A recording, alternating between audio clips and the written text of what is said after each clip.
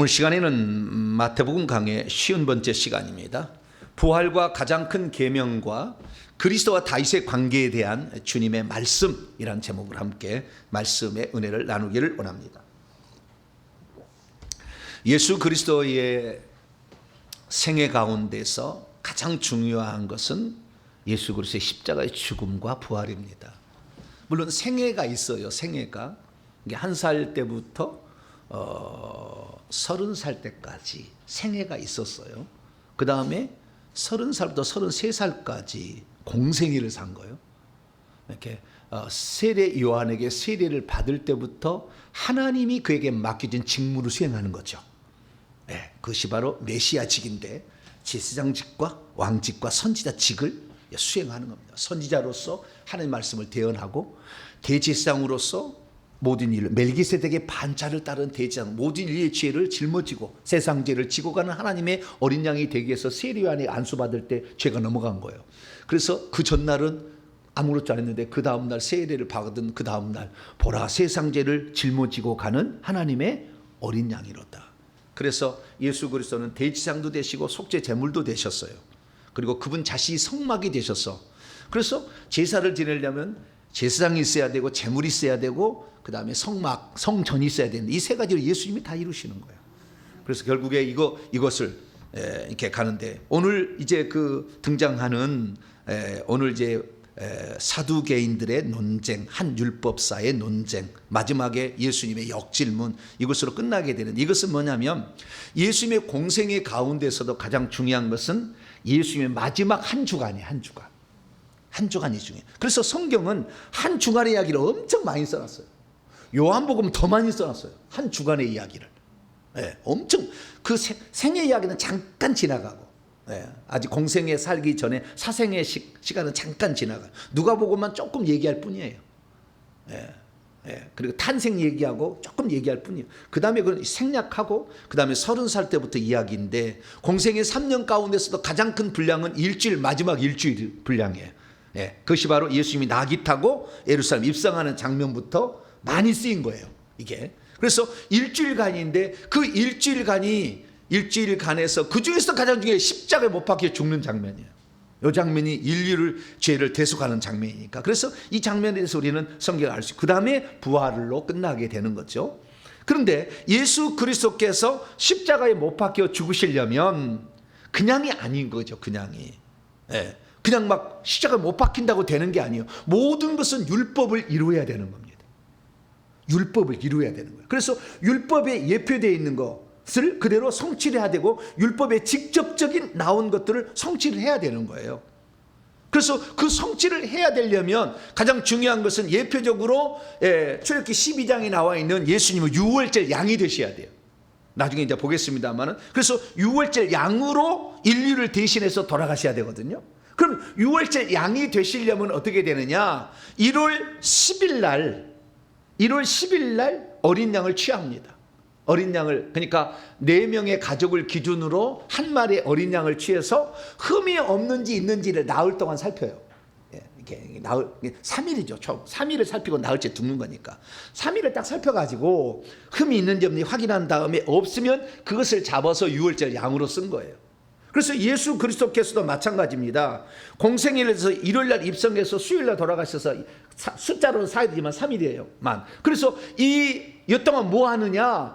유월절 양으로서 흠이 있는지 없는지 찔러보는 일이야. 그게.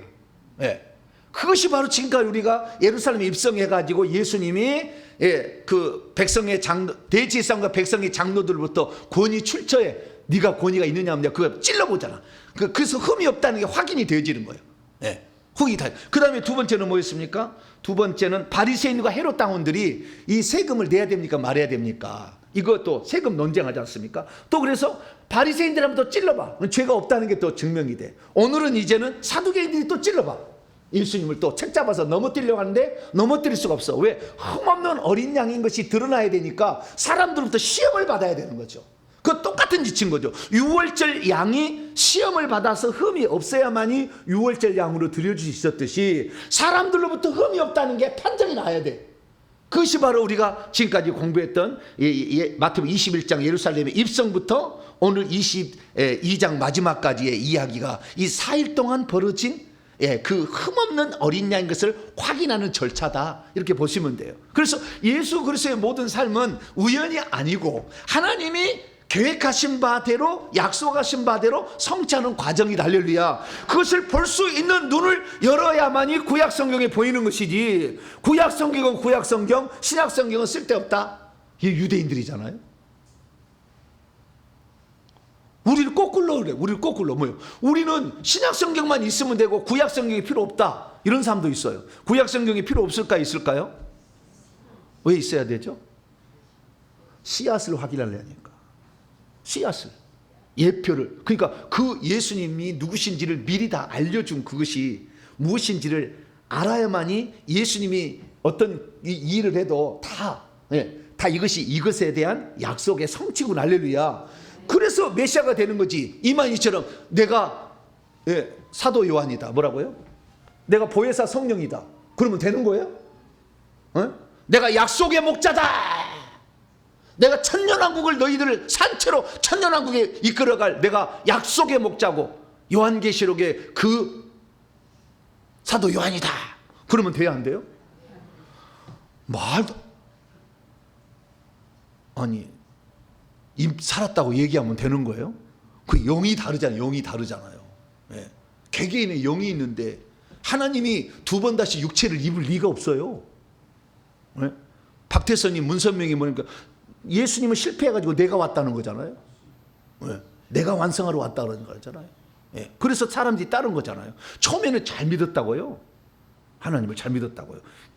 기사와 표적이 나타나서 잘 믿었다. 그런데 점차 사람이 인기가 나오니까 자기 하나님 되는 거예요. 이제 그렇게 나가는 거예요. 그래서 우리가 이 땅에 살면서 자라야 될 것은 예수 그리스도의 숨소리 하나조차도 사실은 구약에 예언되어 있는 대로 같다라고 생각을 하셔야 된다는 거예요.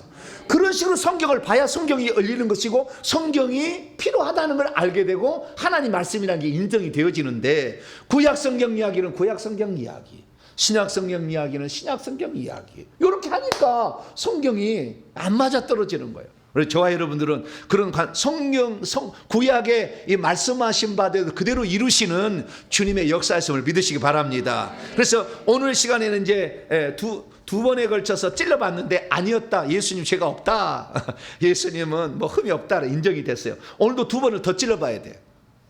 그래서 오늘 한번 바리새인들 한번 찔러보고, 그 사두개인들이 한번 찔러보고, 그 다음에 바리새인 중에 한 율법사가 찔러보는 겁니다. 그래서 이스라엘의 종교 지도자들에 속한 모든 자들로서 다 찔러보는 거예요. 예수님, 너 누구야? 너 흠 있지? 막 이렇게 찔러보는데 예수님의 흠을 찾을 수가 없었다라는 겁니다. 자, 그러면 오늘은 이제 사두개인들의 논쟁과 그 다음에 율법사의 가장 큰 계명이 무엇이라는 그 질문을 통한 또 예수님 책 잡으려고 하던 그 시도가 얼마나 물거품으로 끝났는지를 확인하고, 예수님 마지막으로 그리스도가 다윗의 자손이냐라는 질문을 통해서 오히려 그들에게 처음에 네가 무슨 권세로 이 성전을 막 이렇게 청소를 하고 하느냐, 무슨 권세로 하느냐, 처음에 대지상들과 백성의 장로들이 물어왔잖아요. 이제 거꾸로, 그래서 꼭 뭡니까, 처음과 끝이 같는 것을 뭐라고 하죠?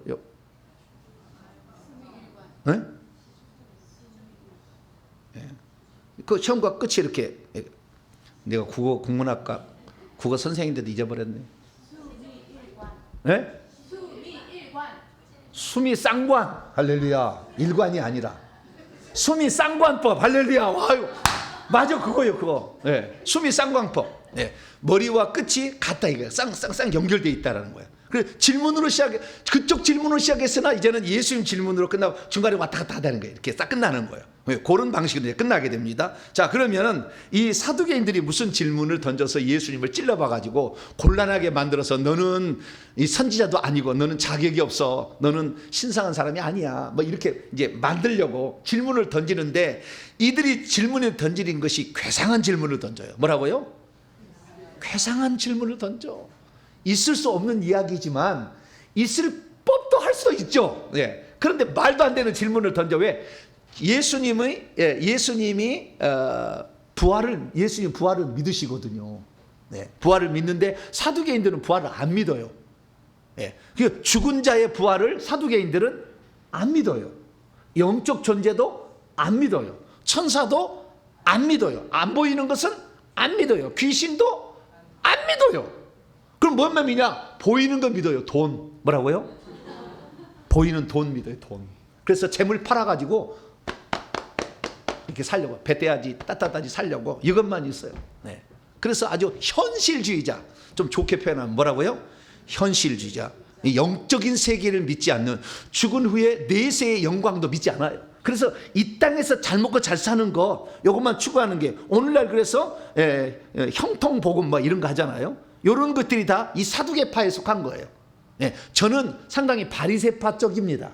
왜냐하면 내세를 믿고 영을 믿고 천사를 믿고 천국을 믿고 이런 걸 다 믿는 거니까. 이 예수님은 다 이걸 믿어요. 그런데 이 사두개인들은 안 믿습니다. 안 믿어요. 그래서 안 믿게 된 그런 이유들은 이 수많은 어려움을 당해가지고 내가 지금 현실의 이 어려움이 다음 세계까지 있다고 한다면 얼마나 괴로울까라는 생각 속에서 다음 세계까지 간다는 것을 인정하지 안 하고 싶은 거예요.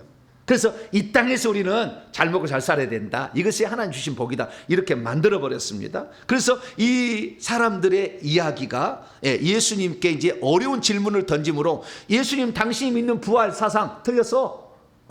그렇게 해가지고 예수님을 넘어뜨리려고 하는 의도로 질문을 던집니다. 아주 괴상한 질문을 던져요. 근데 예수님은 그것을 어떻게 받아치셨으며, 또한 이 부활에 관한, 죽은 자의 부활에 관한 실제적인 진리의 말씀은 무엇일까요? 오늘 본 말씀을 통해서 살펴보도록 하겠습니다. 자, 23절입니다.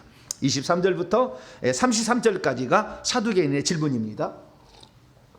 친절하게도 이 마태라는 이 양반은 세리는 이 사두개인이 어떤 존재인지를 설명해 놨어. 자, 23절입니다. 부활이 없다는 거예요? 있지 않다는 거예요? 없다는 거예요? 있지 않다는 거예요? 헬라 원문은 뭐라고 되어 있어요? 부활이 있지 않다. 있지 않은 거하고 없는 거하고 뭔 차이가 있어요? 네? 없다 그럴 것이지 왜 있지 않다 그랬을까요? 뭔가 뉘앙스 차이는 있죠. 없다는 일종의 단정 짓는 것이라고 한다면, 있지 않다는 것은 조금 그런 것도 같기도 하고 아닌 것도 같기도 하고는 느낌이 좀 있긴 있어요. 그러나 똑같은 뜻이지만, 그러나 약간의 원문에는 있지 않다고 되어 있어요. 저날 안에서 부활이 있지 않다고. 논쟁은 되지만 우리는 없는 것으로 본다, 이런 거잖아요. 있지 않다는 거. 없다 이렇게 단정 지은 게 아니라, 혹시 네가 있다고 하겠지만 나는 없는 것으로 본다, 이런 거잖아요. 그래서 부활이 있지 않다고 말하는 이들인 사두개인들이 예수님께 가까이 와서 그분께 여쭤봅니다. 뭐라고 여쭤보냐? 해괴망측한 아주 기괴한 질문을 던집니다. 대답하기가 곤란한 겁니다.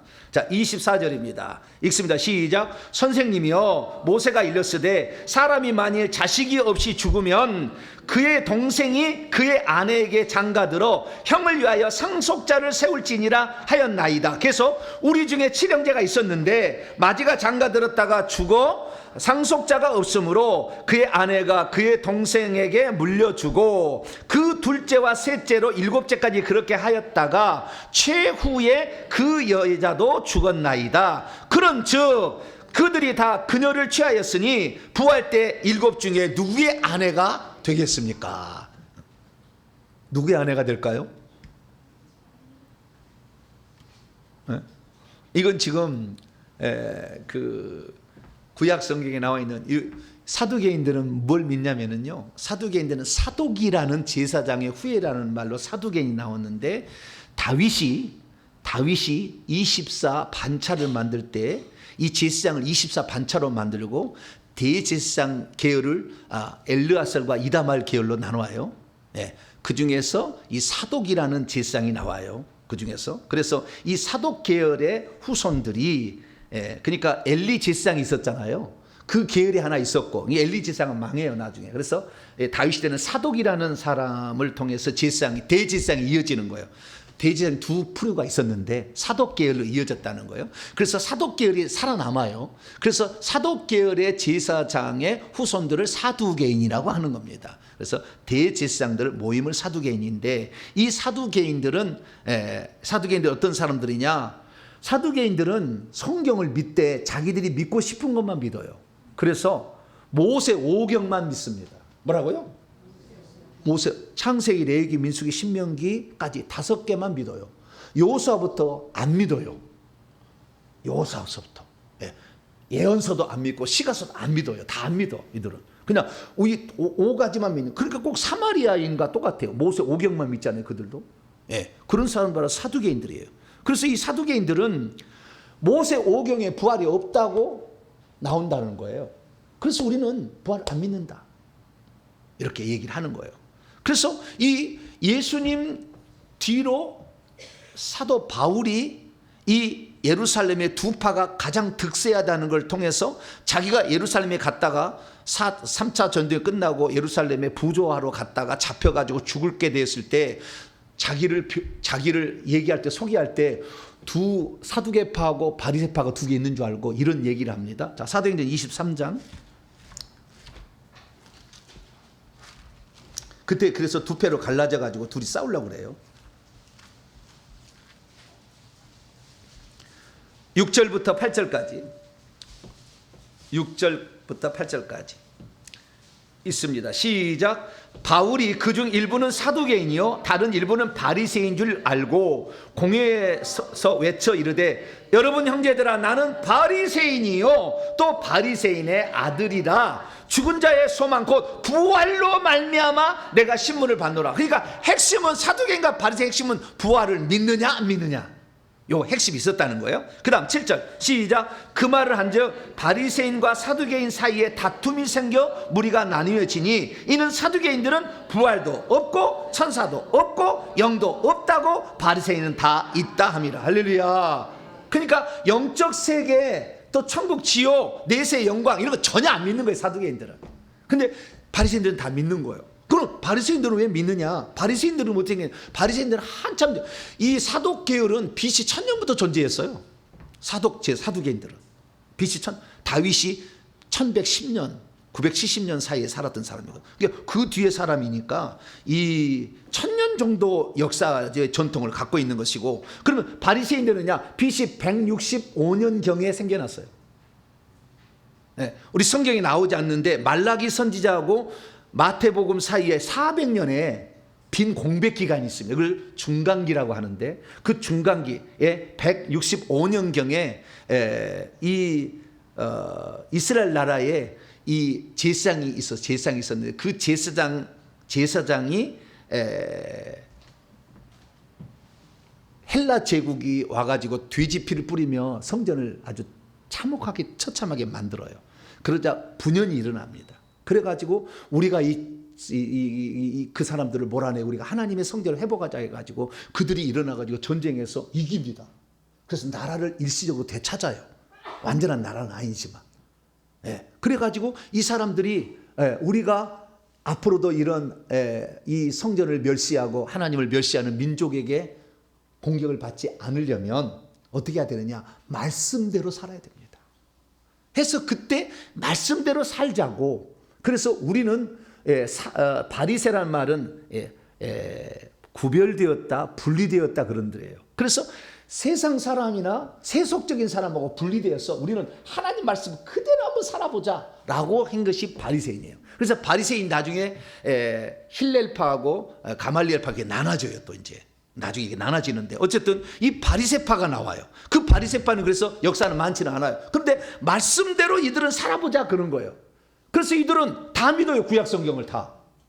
히브리인들은 토라, 시가서, 그 다음에 예언서 이렇게 믿는데, 이 세 가지로 구분하는데 이걸 다 믿어요, 이들은.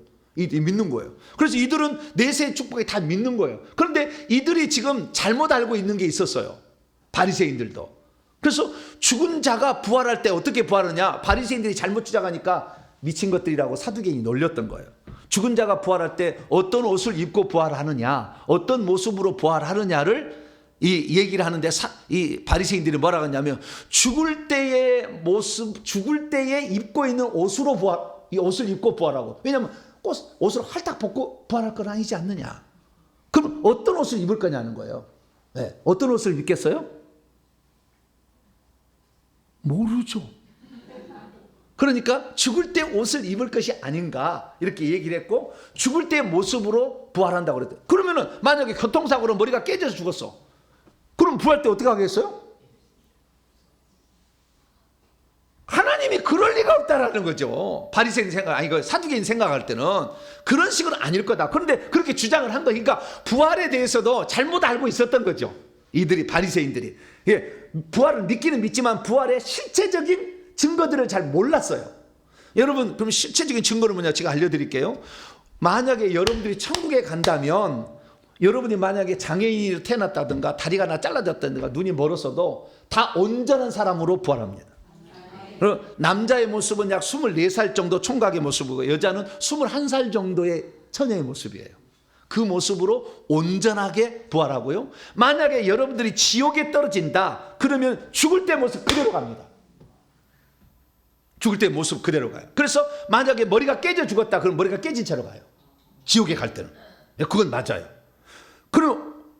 그러면 옷을 입고 있냐? 지옥에 간 사람 옷을 안 입고 있어요. 지옥에 간 사람. 천국에 간 사람은 다 흰옷을, 예복을 입혀줘요. 네, 예복을 입혀줘. 흰옷, 예복을 입혀줘요. 그러니까 천국에 가실래요? 지옥에 가실래요? 옷을 할딱 벗고 그냥 영원히 불구덩이 살려면 지옥에 가시면 돼. 그리고 그냥 뭐 하나 깨진 대로 그냥 뭐 잘라진 대로 거기서 그냥 다리를 살려면 지옥에 가시면 영원히 그렇게 살 수가 있어. 네. 그러니까 여러분 잘 선택해야 돼요.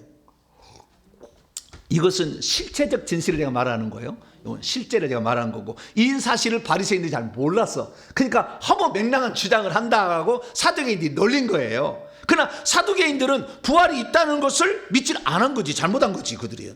그래서 예수님은 너희들이 성경 말씀도 하나님의 능력도 오해하였도다, 빗나갔도다라고 정확하게 얘기를 한 것입니다. 자, 그러면 이들이 예수님을 입장을 난처하게 해서 부활이 없다는 자기 주장이 맞다는 것을 예수님에게 얘기하려고, 그리고 예수님이 부활을 믿고 있는 것은 어리석은 것이다 라고 말하게 하려고 무슨 질문을 던졌느냐. 이게 바로 애매한 질문이었어요. 두 부부가 있었는데요. 이 남편이 죽어버렸대요. 죽어버리면 이스라엘 나라는 죽어버리면 이 남편이 가지고 있는 기업이 있을 거 아니에요. 땅이 있을 거 아닙니까? 그 땅을 물려줄 사람이 없잖아요. 네.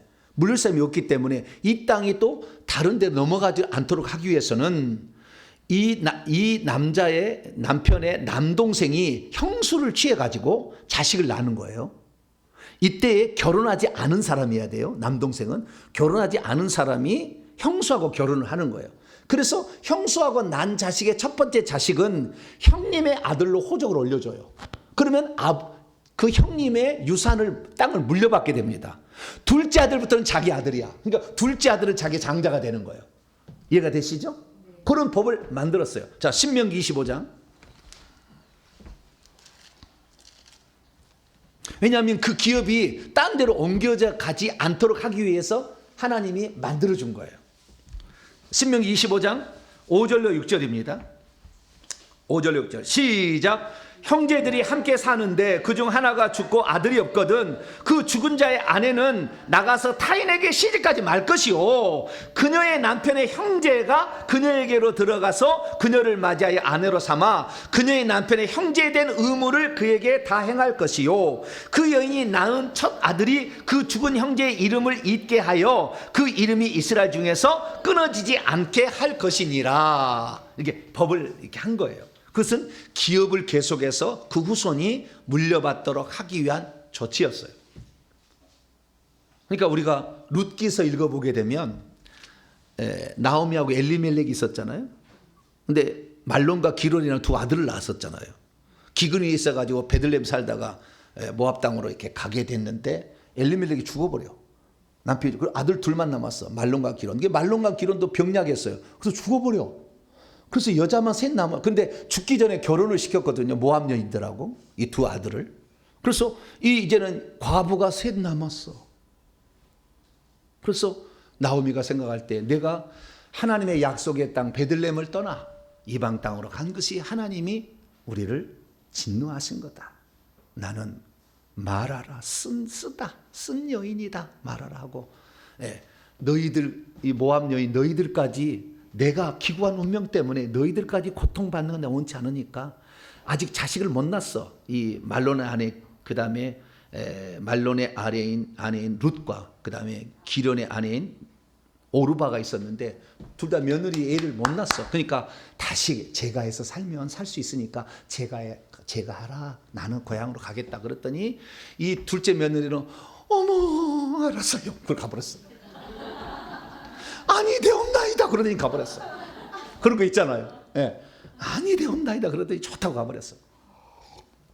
그런데 룻은 어머니 하나님이 나의 하나님이고 어머니의 민족이 나의 민족이 될 것이라고 하면서 그 어머니가 믿는 하나님이 참 하나님이라는 것을 배웠어요. 그래서 그 여호와의 그늘 아래 두른다고 따라오게 됩니다. 그래서 따라와게 됐는데, 그래서 이제 밭이 좀 남았어요. 엘리멜렉이 가지고 있는 밭이 좀 남았어. 그래서 밭을 팔아야 돼. 이제 밭을 팔아야 돼. 그러면 누가 와서 사야 돼요? 엘리멜렉의 남동생이 사야 되겠죠. 그러면 엘리멜렉의 총각인 남동생이 있어요, 없어요? 없었어요. 없었어. 좀 먼 친척이 있었을 뿐이야. 그게 누구예요? 보아스예요. 그게 보아스는 의무가 없어요. 왜? 친남동생이 아니잖아. 그러니까 엘리멜렉의 대를 이어서 나오미하고 결혼해서 자식을 낳아줄 필요가 없는 거예요. 보아스는. 그런데도 그 며느리가 룻이라는 여인이 자기 고향을 떠나서 하나님 품으로 들은 게 그렇게 이쁘게 보인 거예요. 나이 차가 많아요. 그래서 이 보아스하고 룻하고 나이 차가 많습니다. 그런데도 자기 아내로 취해가지고 기업을 사줘요. 그래서 태어난 자식이 오벳인데 그 오벳은 누구의 아들입니까? 누구의 아들인 거예요? 말론의 아들이 되는 거예요. 말론이 장자였으니까. 그래서 말론의 아들이 되면서 보아스는 또 자기 가문이 있었잖아요. 그래서 두 가문이 하나로 되는 거예요. 두 가문이. 그래서 오벳은 말론의 아들도 되면서 왜? 그 기업 물을 자로 들어가 가지고 대신 자식을 낳았으니까. 그래서 이것은 말론의 아들도 되면서 자기 아들도 되고, 왜? 보아스는 의무는 없어요. 그렇게 굳이 룻을 아내로 취할 의무는 없어. 먼 친척이니까. 그래도 취했기 때문에, 그래서 오빗이라는 자는 결국에 말론의 아들도 되면서 보아스 아들도 되는, 동시에 되는 거예요. 두 기업을 물려받은 자가 되는 것입니다. 오늘 이 질문은 뭐냐? 이 첫 번째가 죽어버렸는데 둘째가 들어갔는데 둘째도 죽어버렸대. 그래서 셋째 동생이 있었나 봐요. 셋째가 들어갔는데 또 셋째도 죽어버렸대. 넷째, 다섯에서 일곱째까지 죽었대. 말도 안 되는 얘기지. 그런 얘기 어디가 그런 얘기가 있겠어. 지어낸 얘기지. 애매하게 하려고. 두 사람이나 혹시 죽었다면 몰라. 일곱째까지 다 죽었다? 말도 안 돼. 야, 하고 맹랑한 얘기 좀 그만 좀 작작해라. 막 그랬을 텐데 예수님 인내력이 좋으신가 봐. 그래, 그랬냐. 그래, 죽었는데 이제 질문을 던지는 거예요. 나중에 부활 때는 누가 이 부인의 남편이 되냐는 거예요. 첫째가 되겠어요? 둘째가 일곱째가 되겠어요? 자식을 낳아야 남편이잖아. 실제적으로 자식을 못 낳고 다 죽었어. 남편옷을 제대로 못한 거야. 그럼 누가 남편이 되겠어요? 남편 될 사람이 없지. 그러니까 부활은 없는 거야 라고 이제 얘기를 한 거예요. 얘기를 한 건데 예수님께서 뭐라고 답변하느냐. 자, 보겠습니다. 예수님 뭐라고 답변했느냐. 마태복음 22장. 예수님 답변이 놀랍습니다. 이것은 예수님이 하나님이시니까 달려주는 거죠. 그러니까 질문을 던진 게 고마워. 왜냐하면 이들이 질문 던짐으로 예수님이 정답을 얘기해 주잖아요. 할렐루야. 진리를 막. 긁어 부스럼을 만들어야 되고 베드로가 막 성질을 내야 돼. 그래야 무엇이 진리가 뭔지 알잖아. 그들에겐 좀 미안한데 그럼으로써 우리는 알게 된 게 많아요. 자, 22장 29절입니다. 29절부터 2절까지 시작. 예수께서 대답하여 이르시되 너희가 성경도 하나님의 능력도 알지 못하는 것으로 오해하였도다. 부활 때에는 장가도 아니가고 시집도 아니가고 하늘에 있는 천사들과 같으니라. 죽은 자의 부활을 논할진대 하나님이 너희에게 이미 말씀하신 바 나는 아브라함의 하나님이요 이삭의 하나님이요 야곱의 하나님이로다 하신 것을 읽어보지 못하였느냐. 이것은 출애굽기 3장 6절 말씀이에요. 하나님은 죽은 자의 하나님이 아니요 살아있는 자의 하나님이시니라 하시니 무리가 듣고 그의 가르침에 돌았다. 야, 여기에 질문을 이제 답을 한 거예요. 첫째, 너희들이 성경을 잘 모른다. 하나님의, 이게 보니까 원문에 보게 되면 성경들이라고 나와 29절에. 그러니까 성경들이라고 말하는 것은 그들이 뭘 믿어요? 모세오경만 믿죠. 모세오경 안에도 부활을 증거하는 말씀들이 최소 2개 이상은 있다 를 말해주는 것이고, 두 번째, 하나님의 능력도 알지 못하는, 이게 부활 때 일어날 일들을 믿지 못한 거죠. 예, 부활 후에 엄청나게 존귀한 자가 될 수 있는 그걸 믿지 못한 거예요. 자, 첫 번째, 성경들을 믿지 못했다라는 거예요. 예, 성경들을 믿지 못했다는 것은 그들이 부활이 없다고 사두개인들은 믿었는데 그럼 성경에 없느냐? 그렇지 않아요. 그렇지 않아요. 두 가지로 예수님은 얘기하신데, 첫째는 32절에 나와 있는 말씀으로서 출애굽기 3장 6절 말씀을 인용을 하십니다. 나는 아브라함의 하나님이요 이삭의 하나님이요 야곱의 하나님이로다. 자, 출애굽기 넘어가 봐요. 3장. 하나님께서 모세에게 가시떨기 나무에서 나타나실 때 최초로 하신 말씀이에요. 이 말씀이. 자, 출애굽기 3장 6절입니다. 출애굽기 3장. 3장 열어봐봐요. 가시떨기 나무 3장 2절에 가시떨기 나무에서 하나님이 나타나셔서 모세에게 이제 하신 얘기예요. 모세야 모세야 4절 하고요. 그 다음에 5절에 이리로 가까이 오지 말라. 내가 쏜 것은 거룩한 땅에 내 발에서 신을 벗어라. 이렇게 얘기하시고요. 6절 있습니다. 시작. 또 이르시되 나는 내 조상의 하나님이니 아브라함의 하나님, 이삭의 하나님, 야곱의 하나님이니라. 모세가 하나님 배우기를 두려워하여 얼굴을 가리매. 예. 여기에서 만약에 이 말은 무슨 말이냐면 항상 하나님은 현재에 있다는 거예요. 이 말은 항상 나는 현재에 있다. 만약에 이것을 역사적으로 한다면 나는 내 조상의 하나님이니 아브라함의 하나님이었고 이삭의 하나님 그 다음이었고 야곱의 하나님이고 지금 나의 하나님 이렇게 해야 될 텐데 항상 하나님이 현재 가운데 있어요. 이 하나님 현재 가운데 있다는 건 뭐냐면 사람이 죽어도 천국에 가면은 항상 살아있는 상태로 있다는 것을 말하는 거예요.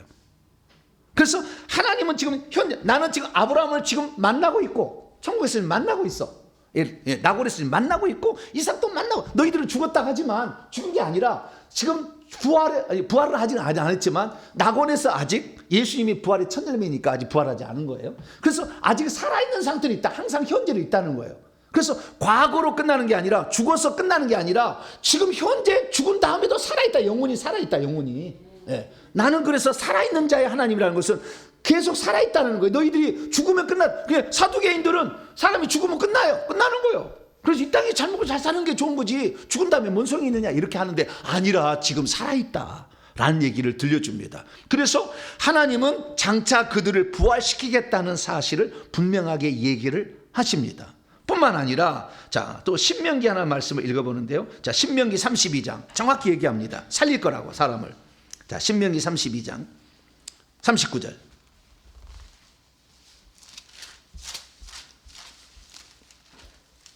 신명기 32장 39절. 네, 하나님은 살리실 수 있는 분이다. 부활시킬 수 있는 분이다라고 얘기를 합니다. 자, 39절 읽습니다. 시작. 이제는 나 곧 내가 그인 줄 알라. 나 외에는 신이 없도다. 나는 죽이기도 하고 살리기도 하며 상하게도 하며 낫게도 하나니 내 손에서 능히 빼앗을 자가 없도다. 나는 죽이기도 하지만은 살리기도 한다. 네, 그래서 부활시키신 능력이 하나님은 가지고 있다라는 거예요. 근데 바리새인들은 이 사실만 믿는 게 아니라 모세오경만 믿는 게 아니라 시가서 그다음에 예언서도 다 믿는 거예요. 그래서 욥기서 19장 한번 열어봐요. 시가서 욥기서 19장 25절로 시편 잠언 욥기죠? 아니고 욥기 시편 잠언이네. 욥기 19장 25절 780년입니다. 욥기 19장 25절로 26절 읽습니다. 시작. 내가 알기에는 나의 대속자가 살아계시니 마침내 그가 땅에 서실 것이라. 예수님 재림하셔가지고요, 살아계신 그분이 살아계셔 다시 재림하실 거라고 얘기했고요. 시작.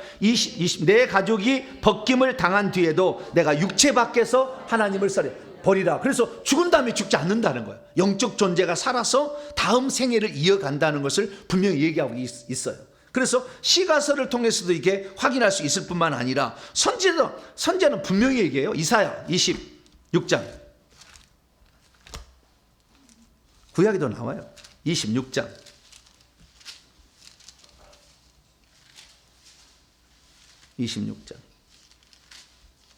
19절 시작. 주의 죽은 자들은 살아나고 그들의 시체들은 일어나리이다. 죽은 자들 살아나고 시체가 일어난대요. 티끌에 누운 자들아 너희는 깨어 노래하라. 주의 이슬이 빛난 이슬이니 땅이 죽은 자들을 내어놓으리로다. 죽은 자가 다시 살아날 것임을 얘기하고, 다니엘도 나오죠. 12장 보상까지 있다고 나와요. 다니엘은 죽은 자다, 죽은 다음에 보상이 있다. 다니엘 12장. 이것은 예언서에 나와 있는 부활에 관한 말씀이죠.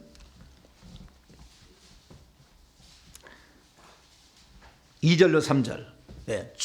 죽고 난 다음에 보상이 있다, 영광이 있다, 수욕도 있다, 이런 걸 얘기하는 거예요. 자, 2절 3절 시작.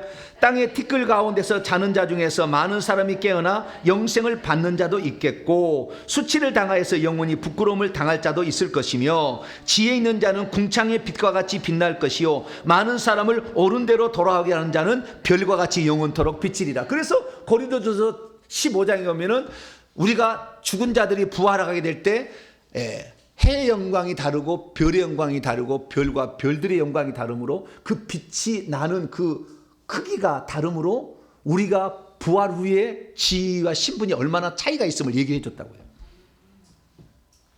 얘기를 해주고 있어요. 그래서 이 고린도전서 15장에 읽어보게 되면 우리가 부활할 때 42절 44절 보면 썩지 않는 몸으로 부활하고 영광스러운 몸으로 부활하고 강한 몸으로 부활하고 영적인 몸으로 신령한 몸으로 부활한다고 얘기를 해놨다고요. 그래서 부활 후에 영광스러움이 있다라는 것을 사도 바울까지 얘기를 했죠. 신약에서. 뿐만 아니라 이렇게 요나서를 보게 되면 요나가 물고기 뱃속에 들어갔다가 3일 만에 다시 살아나잖아요. 그래서 죽은 자의 부활, 내가 모든 표적은 안 보이지만 요나의 표적은 보여주겠다 하면서 물고기 뱃속에 들어갔다가 살아난 걸 얘기했잖아요. 그래서 예수 그리스도께서는 성경을 믿지 않는 사두개인들을 책망합니다. 부활은 있다. 너희들이 잘못 오해한 거다. 빗나간 거다. 그 다음에 하나님의 능력도, 그 다음에 미래에 대해 오해한 것은 뭐냐면은 그 죽은 자가 그대로 부활한다고 생각해서 바리새인들은 죽은 데 모습대로 부활한데 그건 아니다. 그러면서 천사 이야기를 꺼냅니다. 자, 마태복음 22장 다시 부활할 때 어떻게 부활하는지. 마태복음 22장. 하나님이 그럴 능력이 있으세요. 마태복음 22장 자 30절입니다. 시작. 부활 때에는 장가도 아니 가고 시집도 아니 가고 하늘에 있는 천사들과 같다. 이렇게 얘기합니다. 이게 무슨 말이냐면 죽은 다음에 영은 결혼하지 않아요. 우리는 모든 다수의 신부들이 되는 것이고 유일한 신랑은 예수 그리스도예요. 그래서 신랑과 함께 차를 마실 수 있도록 집에 가면 찻잔이 2개가 딱 있어요. 여러분들 집을 소유하게 되면. 집이 없는 사람은 찻잔이 있을까요, 없을까요? 그럼 예수님 갈까요, 안 갈까요? 오라고 할 때까지 기다려야 돼. 오라고 할 때까지. 주님이 오실 수 있도록 찻잔을 2개는 준비하시기 바랍니다. 열심히 해서 그래 집을 하나 준비해야지. 그거 어떻게 해. 그래서 영원한 이제 신랑이 되는 게 죽고 부활한 다음에 우리는 왜 그러면은 죽고 부활할 때 천사와 같은가라는 거예요. 이 말은 무슨 말이냐면 이 땅에 육신을 사람이 입게 된 것은 입게 된 것은 2가지 목적이었어요. 아담이 홀로 사는 것이 좋지 못하니 외로움 때문에 다 짝이 있는데 인간만 짝이 없었잖아, 아담이. 그렇기 때문에 그 외로움을 그래서 여러분들은 반드시 시집 장가 가시기를 축원합니다. 외로움이 달려져요. 예, 그 달래지게 돼 있다고요. 둘이가 만나야 하나가 되잖아요. 예, 하나가 하면 허전하잖아요. 이렇게. 그래서 외로움을 달래주기 위해서 지었다고 했었고요. 그 다음에 또 하나는 생육하고 번성하는 거, 이게 보존하고 그 다음에 번식하는 거죠, 일종의. 그래서 왜 하나님의 나라는 많은 영혼들이 천국에 가야 주님 기뻐하는 건데 자기 혼자만 가면 안 되잖아요. 그래서 많은 영혼들을 보내게 하려면 생육과 번성의 하늘에서 영을 보내가지고 그 사람이 천국에 가게 되는 거니까. 그래서 이 두 가지 목적인데 천국에는 외롭지가 않아요. 근심, 걱정, 슬픔도 없어요. 죽음도 없고요. 아픔도 없어요. 그러니까 여기서 결혼할 필요가 없어요. 천국에. 그래서 장가하고 시집 안 가는 겁니다. 뿐만 아니라 그 존재가 하나님이 만세전에 구원하기로 예정했던 그 숫자가 다 채워져 버리기 때문에 더 이상 채우지 않아요. 그래서 번성할 필요도 없어요. 천사들처럼 번성하지 않아요. 예, 죽지도 않고 영원히 사는 거니까. 여기서는 죽어서 또 다른 생명을 낳아야 되니까 번성하겠지만, 그래서 이 부활 때에는 잘못 알고 있었던 바리새인들의 생각을 교정해 주면서 그 다음에 바리새인들의 정확한 성경도 나와 있다라고 얘기를 해 주므로 이 사두개인들의 입이 어이구 성경에 있었네. 그러면 자크마우스.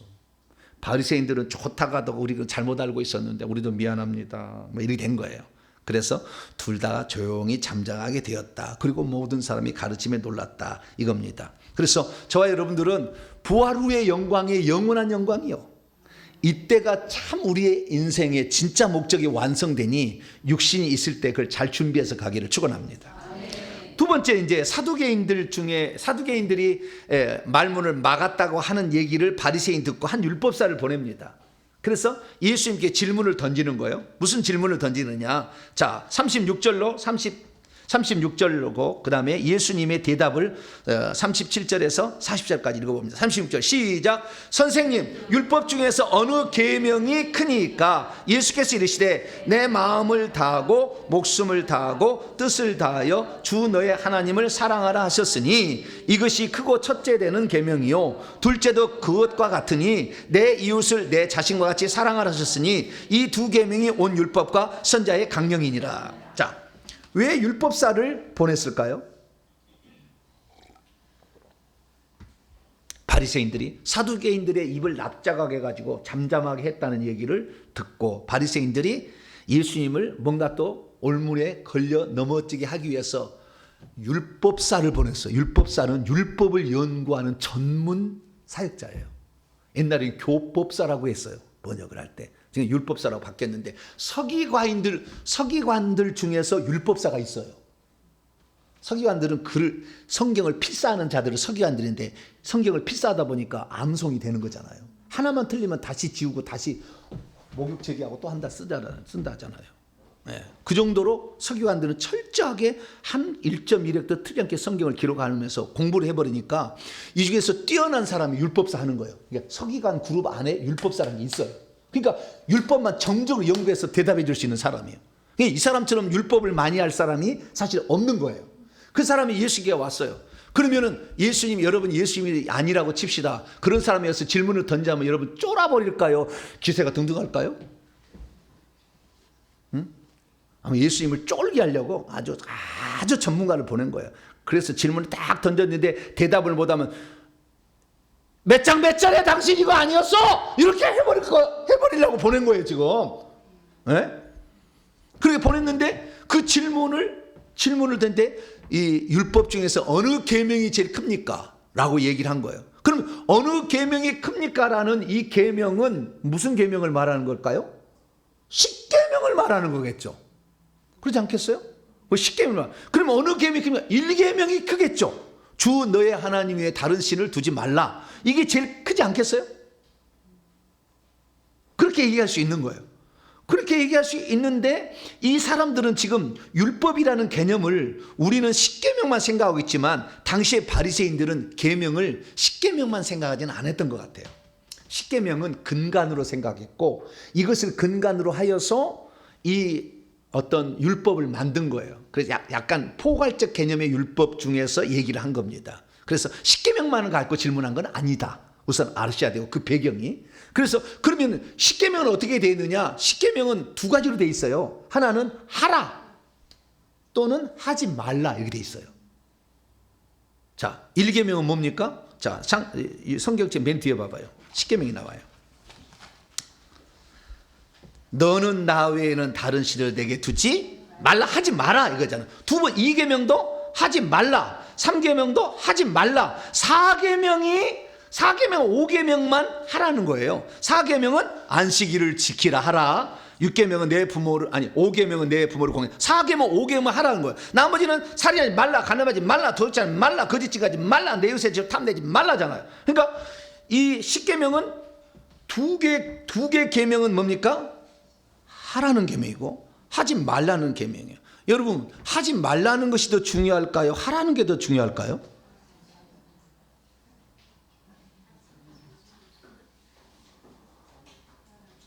하지 말라는 게 중요해요? 하라는 게 더 중요해요? 애매해. 하라는 게 중요할 것 같아. 근데 하라는 계명은 2개밖에 없고 하지 말라는 게 8개 있잖아요.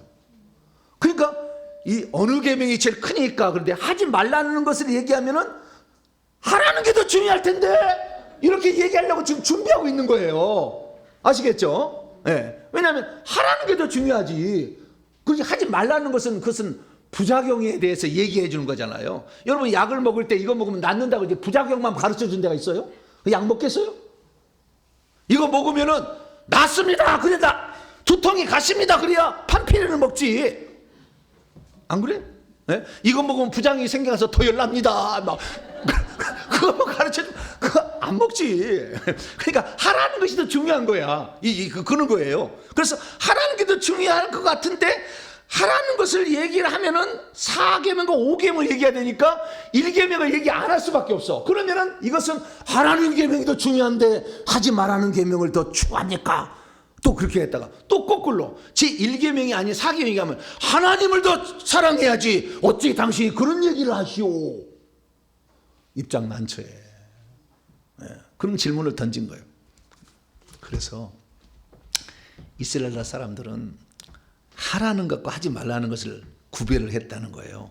그래서 이 랍비들이요, 성경을 창세기, 출애굽기, 레위기, 민수기, 신명기까지 모세오경을 갖다가 하나님의 하라고 하는 명령과 하지 말라고 하는 명령을 구분을 했어요.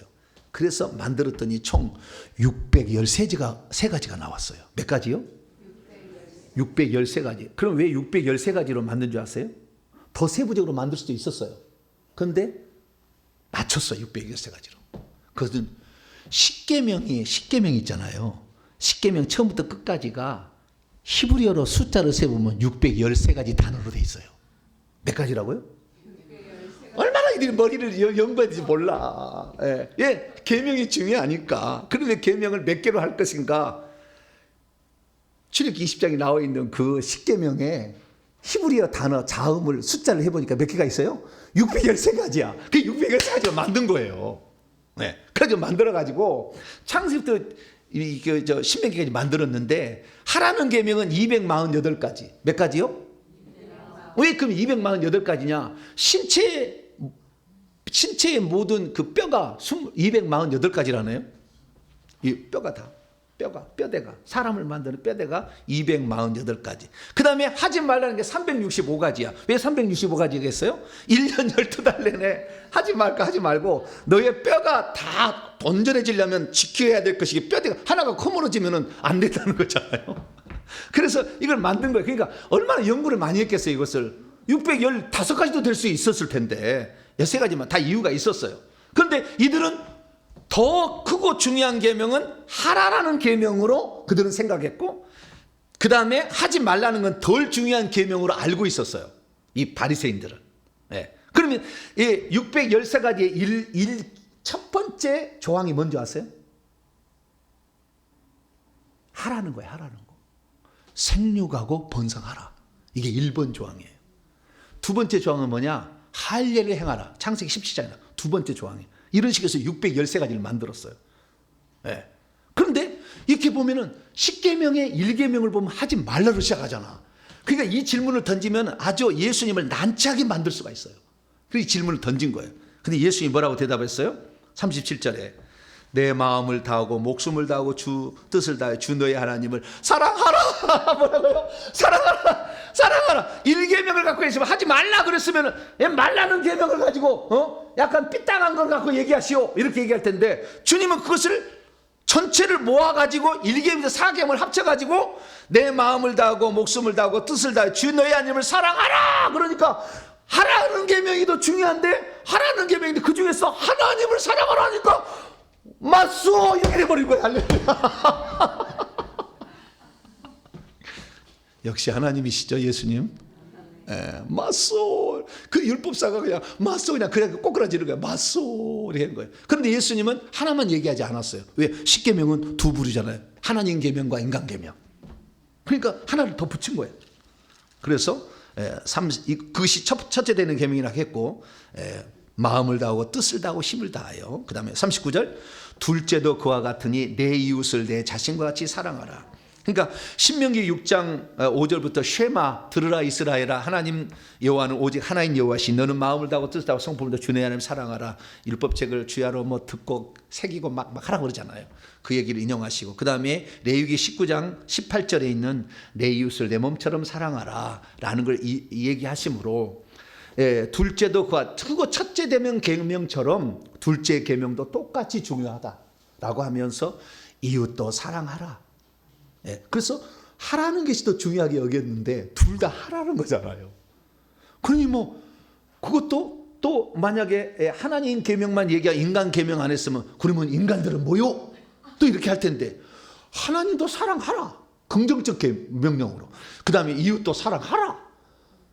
더 이상에 뭐가 할 말이 없지. 왜? 하라는 계명을 제1선으로 했고, 그 다음에 둘 다 얘기해버릴 거. 10계명의 한쪽 부분을 뺀 게 또 아니고 두 개를 다 넣어버렸어. 그래 얘기하니까 깜짝 놀랐지. 당신이 정답이요. 할렐루야. 그리고 아마 절을 하고 갔을 거야 아마. 워낙 성경을 연구 많이 한 사람이라. 와, 당신과 같이 말하는 사람은 이렇게 없었어. 그리고 딱 끝난 거예요. 그래서 예수님은 바리새인들이 책 잡으려는 것도 패스. 할렐루야. 이제는 거기 남아있는 사람들을 몽땅 한꺼번에 KO 시키는 마지막 한 가지 펀치를 탁 날립니다. 자, 41절입니다. 바리새인들이 모였을 때 예수께서 그들에게 물으시되, 너희는 성경 연구하는 너희들 말이야, 너희는 그리스도에 대해서 어떻게 생각하느냐? 누구의 자손이라고 생각하느냐? 그랬더니 다윗의 자손이죠. 왜냐하면 맨날 다윗의 자손이라고 그랬잖아요. 아브라함과 다윗의 자손. 다윗의 자손. 그래서 예수님께서 지나가실 때 두 맹인이 다윗의 자손이요, 주 다윗의 자손, 나를 불쌍히 여기소서, 그걸 고침 받았잖아요. 수르보니 교인도 다윗의 자손이 하다가 자기 딸 그 귀신 들린 거 다 나았고요. 예수님이 예루살렘 입성할 때 뭐요?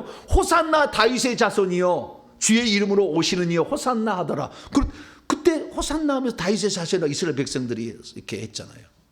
그래서 예수님은 다윗의 자손이라고 메시아에 대한 대칭적 용어로서 다윗의 자손이 쓰였기 때문에 그리스도에서 누구라 하느냐? 메시아는 다윗의 자손입니다 라고 얘기를 한 거예요. 근데 여기 한 방을 예수님께서 얘기를 한 거죠. 그래서 그들은 전혀 한 번도 생각지 못했던 걸 들려줘요. 우리는 이미 알고 있어요. 성경을 봐가지고. 지금도 유대인들은 메시아는 다윗의 자손이라고 하지 그 다음 단계를 몰라요. 몰라. 이게 유대인들의 어리석음이에요. 성경을 그렇게 많이 본다고 해서 아는 게 아니에요. 성경을 다 박사라고 해서 아는 게 아니더라고요.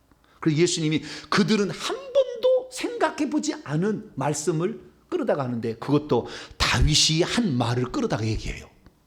다윗의 자손, 그래 너희들은 다윗의 자손 생각하지, 그러나 다윗의 주님이다, 이걸 끌어와요. 그것도 다윗이 한 말을 갖고 끌어왔고. 자, 봅니다. 43절입니다. 이르시되, 그러면 다윗이 영의 감동, 영 안에서 어찌 그리스도를 주라고 칭하여 말하기를, 주께서 내 주께, 여기 주는 여호와고 뒤에 주는 예수님입니다. 여호와께서 예수님에게 주께서 내 주께 이르시되, 내가 내 원수로 내 발 아래 둘 때까지 내 우편에 앉아 있으라 하였도다 하였겠느냐? 다윗이 그리스도를 주라고, 내 주라고 칭하였은즉 어찌 그의 자손이 되겠느냐? 너희들이 알고 있는 지식은 한쪽밖에 아니다. 얕은 지식이다. 그렇게 얘기하면서 예수 얘기를 하니까 그들이 한마디도 대답지 못하고 왜? 그들은 날마다 암송했지만 그 말을 몰랐어요. 뜻을. 그 말이 뭐냐? 시편 110편이에요. 시편 110편.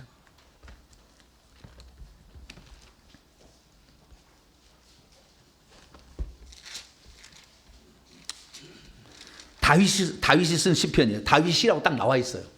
다윗의 말을 인용해 가지고 그들을 너희들이 알고 있는 지식은 너희들이 알고 시급한 것만 알고 있는 것이지 진짜를 알아야 된다. 오늘날에도 제가 그러잖아요. 자기가 믿고 싶은 것만 믿어.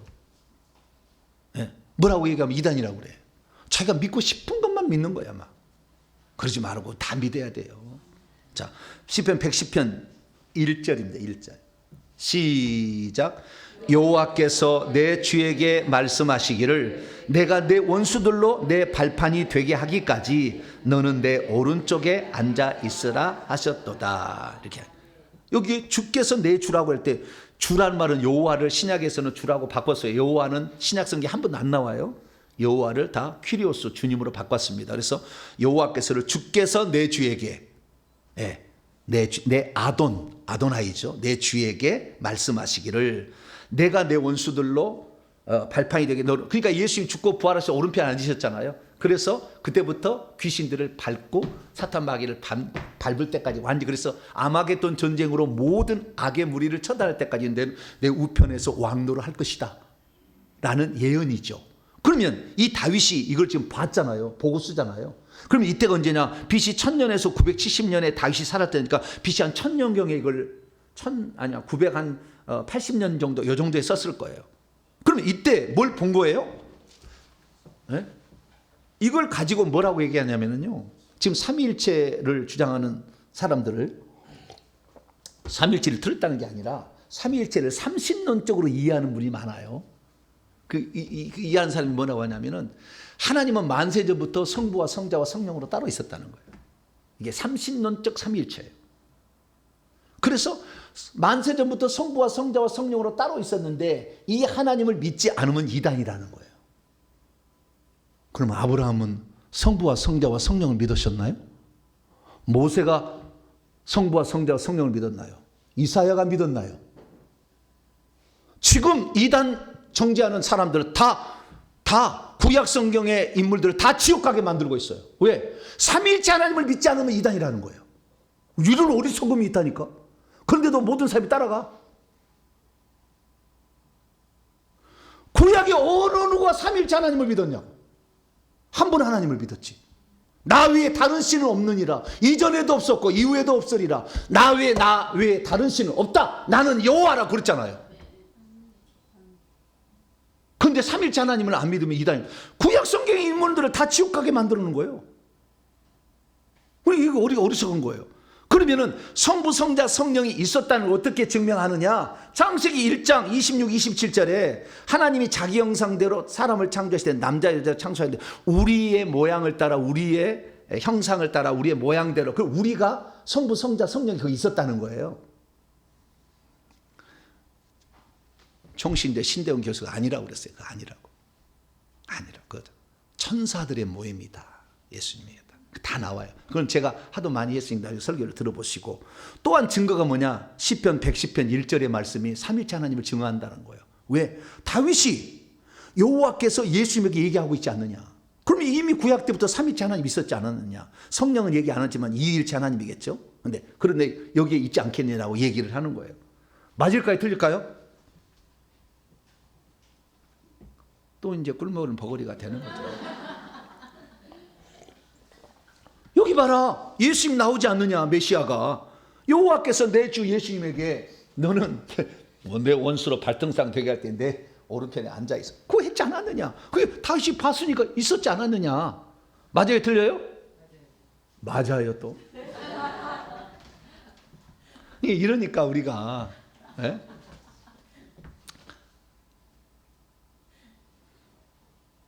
어떻게 봤을까요? 실제를 본 걸까요? 환상으로 본 걸까요? 실제를 봤을까요? 환상을 봤을까요?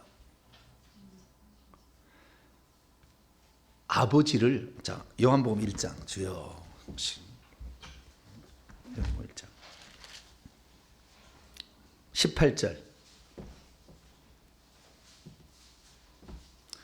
요한복음 1장 18절 시작. 본래 하나님을 본 사람이 없으되 아버지 품속에 있는 독생하신 하나님이 나타내셔서 예수님 오셨죠.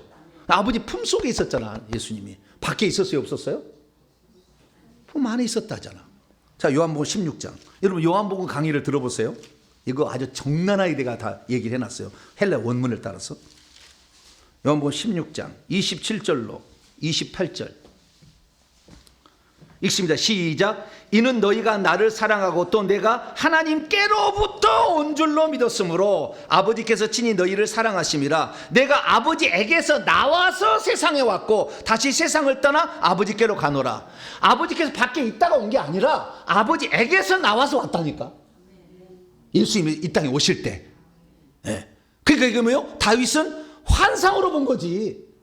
미래 되어질 일을. 왜? 하나님 항상 현재니까. 네. 요한계시록을 미리 쓸 수가 있다니까.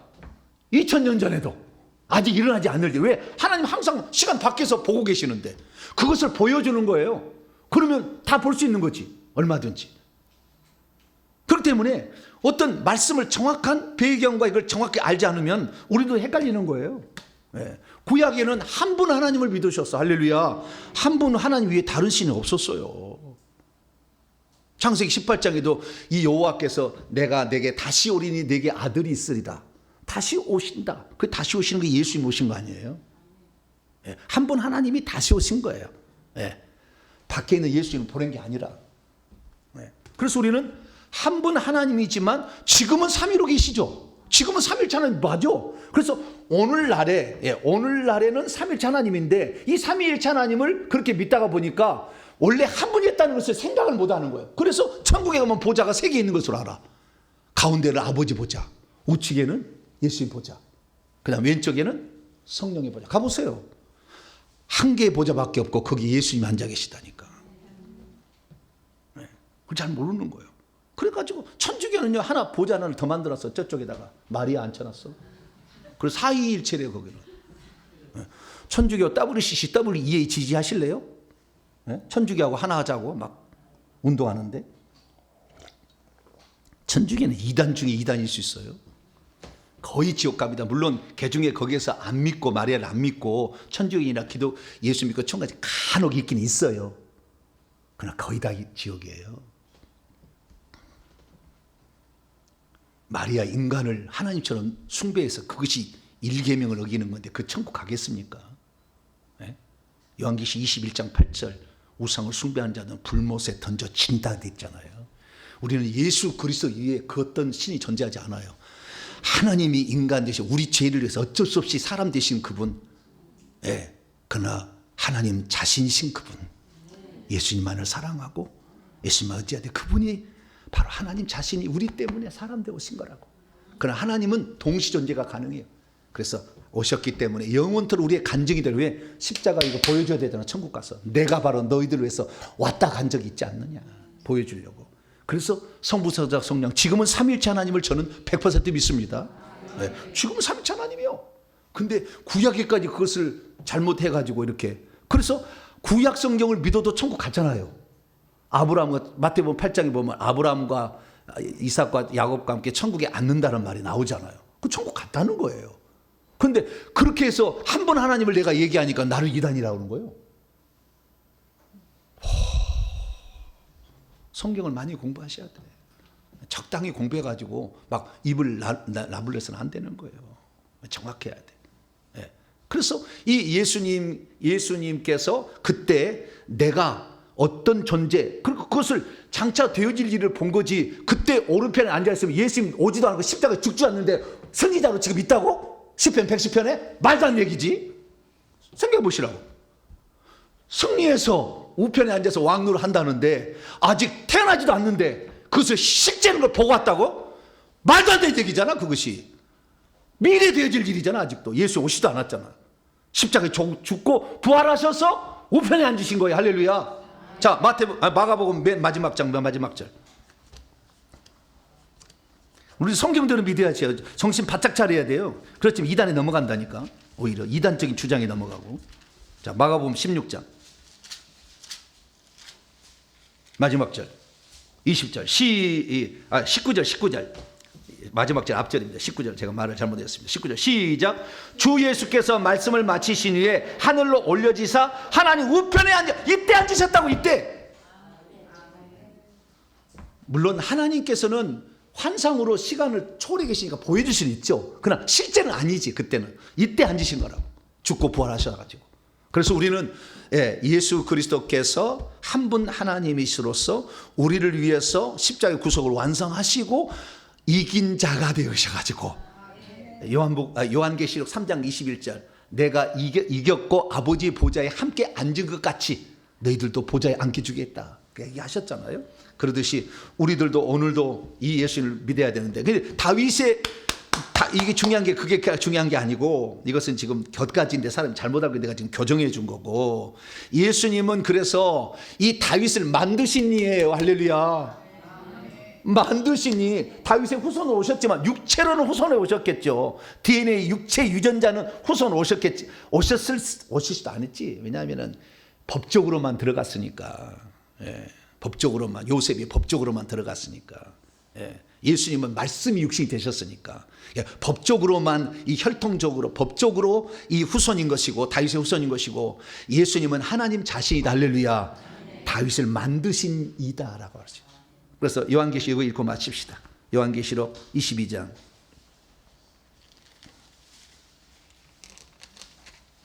16절입니다. 16절 읽습니다. 시작. 나 예수는, 잠깐요, 나 예수라는 말은 구약의 나 여호와과 똑같은 표현이에요. 이건 유일하게 하나님만 할 수 있는 표현입니다. 나 여호와는 구약이 그렇게 하잖아요. 똑같은 표현입니다. 시작. 나 예수는 교회들을 위하여 내 천사를 보내어 이것들을 너희에게 증언하게 하였노라. 나는 다윗의 뿌리이자 자손이니 곧 광명한 새벽별이라 하시더라. 할렐루야. 육체로는, 혈통적으로는 다윗의 자손일 수 있지만 실제로는 다윗을 만드신 이다 이거지. 다윗으로부터, 뿌리로부터 올라와서 다윗이 나온 거예요. 하나님이 인간을 만드셔가지고. 그래서 우리는 예수님이 한 분 하나님, 할렐루야, 다윗을 만드신 이라는 것을 알아야 돼요. 그래서 이 시편 110편 1절 말씀 인용해서 다윗의 후손으로 메시아가 온다는 생각만 가지고 있던 이들을 깨버린 거예요. 다윗을 만드시니, 다윗이 주님이라고 칭하신 이가 바로 난데, 내가 왔는데 너희들은 왜 나를 모르느냐, 그렇게 얘기한 거예요. 그래, 우리는 예수님을 알아보시고 예수님만 하나님으로 믿으시고 예수님만 쫓아가게 되기를 간절히 바랍니다. 거룩하신 하나님 감사합니다. 성경 말씀을 일부분만 알아서 우리가 맨날 이단에 속아 넘어갈 때가 많습니다. 정확히 성경을 알면 흔들리지 않는데, 우리 성경대로 믿고 믿어서 예수 그리스도만 우리의 구원자이자 하나님심을 믿어서 그분만 영원토록 찬양하고 높이며 그분의 나라에 들어가는 우리 모두가 되게 해 주시옵소서. 우리 주 예수 그리스도의 이름으로 기도하옵나이다.